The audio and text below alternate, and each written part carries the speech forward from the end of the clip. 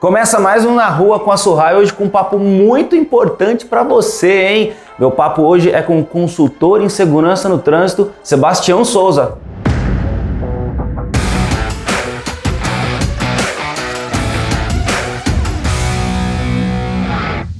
Fala, Sebastião. Como é que tá, Thiago? Bem-vindo, tudo bem? Muito obrigado pelo convite. Que papo importante hoje nós temos aqui, hein, Sebastião?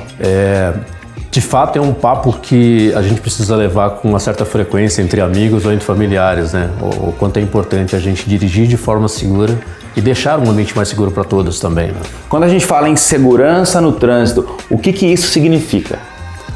Tiago, eu acho que a melhor forma da gente falar em segurança no trânsito talvez seja eu dar um exemplo de quando é que você está seguro no trânsito.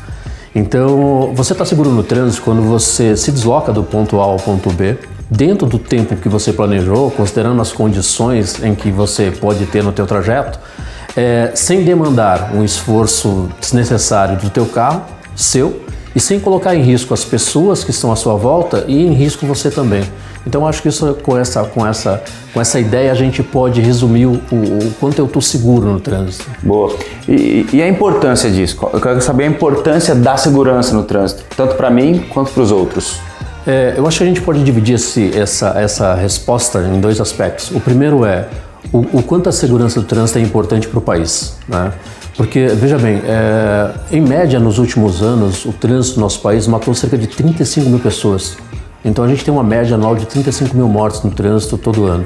Segundo o IPEA, o Instituto de Pesquisas Econômicas Aplicadas, a gente tem um gasto anual de 50 bilhões em acidentes de trânsito. Então todo ano a gente perde 50 bilhões de reais em acidentes de trânsito. Um outro fato é que os acidentes de trânsito, eles não geram só as mortes, eles geram pessoas inválidas também. Então, as invalidez permanentes, por exemplo, são centenas de milhares de pessoas. A gente fala de 400, 500 mil pessoas todo ano com algum tipo de invalidez permanente em decorrente dos acidentes de trânsito. Imagine que essas pessoas, por exemplo, o impacto que ela gera no sistema de saúde do nosso país. Imagina uma pessoa que, por exemplo, está numa fila esperando uma cirurgia de tornozelo, que é algo extremamente importante para a vida dela, vai garantir a locomoção dela, vai garantir o bem-estar dela, né? E essa pessoa não consegue essa cirurgia porque nós temos pessoas que estão com um traumatismo craniano, que é uma lesão muito séria, que precisa de tratamento imediato, e ela precisa ser tratada, consequentemente, aumentando a fila e aumentando a demanda do nosso sistema público de saúde. Porque ela também chega, eu estou esperando a minha cirurgia do joelho, mas vai me atrasar porque no mesmo dia que eu ia operar, chegou uma pessoa com esse trauma. Com um trauma muito mais sério e que deve ser atendido em função do risco que ela corre naquele momento. E dependendo de como a gente contabiliza os acidentes de trânsito no nosso país, as mortes violentas, os acidentes de trânsito, ele chega a ser a primeira causa de morte violenta no Brasil. Então, eu digo que a morte violenta é uma forma de interromper todo o teu projeto de vida, todos os teus planos de vida. Mas não é só os seus planos de vida. Imagina o quanto isso gera de impacto para as pessoas que você gosta, para a sua família, para as pessoas. E também para a sociedade, o quanto você vai produzir de coisas boas para a sociedade ao longo da sua vida. E em função de um acidente de trânsito que te incapacite ou que faça você perder a tua vida, você deixou de produzir algo muito bom para a tua família, ou seja, cumprindo todo o teu planejamento, teus projetos de vida, e também para a sociedade. Eu acho que a sociedade ela precisa pensar mais o quanto a insegurança no trânsito gera de impacto para que a gente possa dar a importância de que cada um pode fazer para ter um trânsito mais seguro. Aí eu fico pensando, então, a segurança no trânsito, ela é uma área mais técnica ou comportamental? Dirigir é uma atividade tão mecânica, mas tão mecânica, que eu consigo fazer uma criança de 7 ou 8 anos a dirigir. Por exemplo, eu comecei a dirigir bem cedo, e para dirigir cedo a primeira coisa que eu precisei fazer foi negociar com meu pai. Então eu preciso dar uma vantagem para o meu pai para que ele pudesse me ensinar a dirigir. E no Brasil essa vantagem, ela se baseia em dois princípios, né? Você me ensina a dirigir, e no final de semana eu tiro o carro da garagem, lavo e depois guardo. Olha só, interessante. Tem uma volta troca, no quarteirão, né? Tem uma volta no quarteirão inclusa, né? Que as pessoas não revelam, mas com certeza vão fazer isso. Então, às vezes você pega uma criança, coloca ela no carro, ela liga o carro, pisa na embreagem até o final, solta a embreagem e vai acelerando. E aí o carro dá um tranco. E aí daqui um pouco essa pessoa, ela deixa o carro morrer. Ela vai e repete esse procedimento algumas vezes, daqui a pouco ela está dirigindo, ela está indo para lá e para cá. Não é difícil você colocar na internet, por exemplo, e você encontrar vídeos de crianças dirigindo. Então, dirigir é uma atividade tão mecânica, mas tão mecânica, que eu acho que isso já aconteceu com você alguma vez. Comigo já, tá? Você pega seu carro, se desloca do ponto A para o ponto B, E aí você está dirigindo. E aí, em determinado momento, parece que você cai dentro do carro e fala, nossa, será que eu já passei por tal lugar?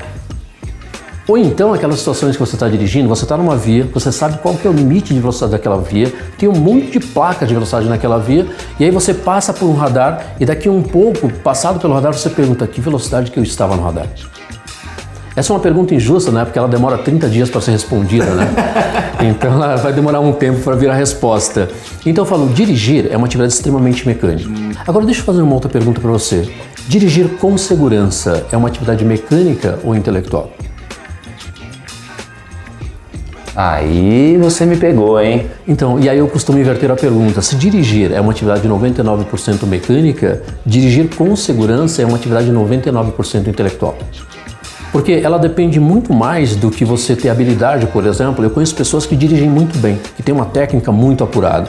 Elas conseguem pegar o carro e estacionar de forma muito simples, muito fácil, né?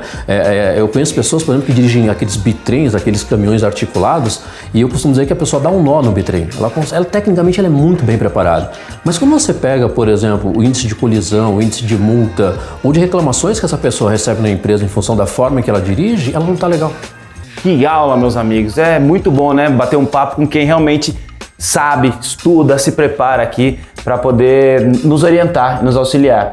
Agora, eu queria dividir esse nosso papo em dois momentos. Esse primeiro momento que é parte mais técnica, explicações aqui que você está nos dando. E eu queria saber se a gente consegue também fazer uma parte prática. A gente entrar no carro e eu, com o meu comportamento aqui e a minha segurança no trânsito, ter a sua avaliação.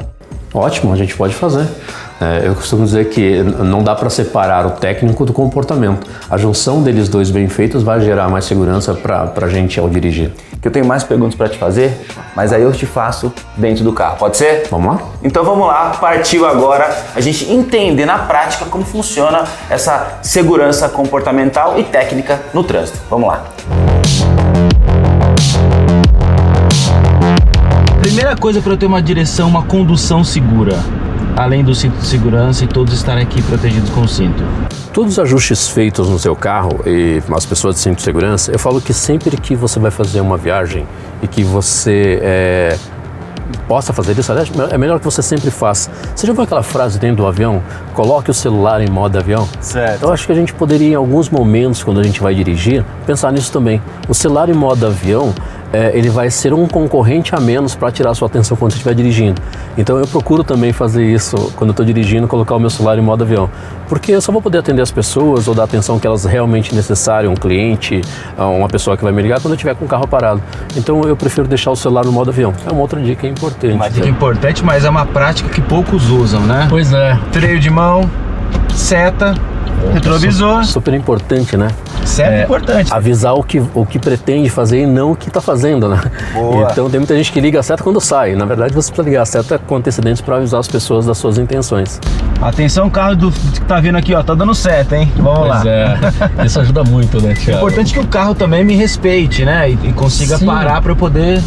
O trânsito ele só vai fluir melhor com a colaboração de todas as pessoas. Então não existe uma pessoa mais ou menos responsável no trânsito para que ele fique mais seguro. Na verdade, todos nós somos responsáveis por tornar o trânsito mais seguro. Boa. Quando a gente fala também... Olha lá, obrigado. Olha só que interessante, vocês não viram, mas o carro estava aqui, né? Fez uma gentileza, ele deu o farol alto e falou, pode ir. Tá. Ok, muito obrigado. E isso é muito interessante, Thiago, porque quando você levanta a mão e agradece a pessoa, você estimula ela a continuar fazendo isso. Eu falo que o trânsito deixa de ser uma relação entre carros e passa a ser uma relação entre pessoas.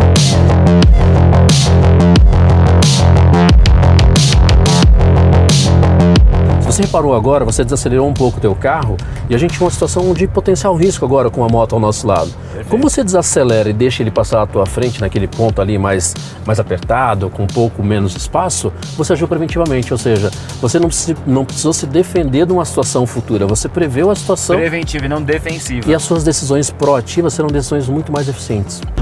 Muito obrigado pelo nosso papo. Obrigado, Thiago. Na Rua Costa Rai agradece o seu papo e continuem nos acompanhando que tem muitos vídeos legais aqui para vocês com dicas importantes. Hoje eu falei com o Sebastião sobre segurança no trânsito. Valeu? Tamo junto? Fiquem mais seguros. Fiquem mais seguros e ó, vem com a Surrai.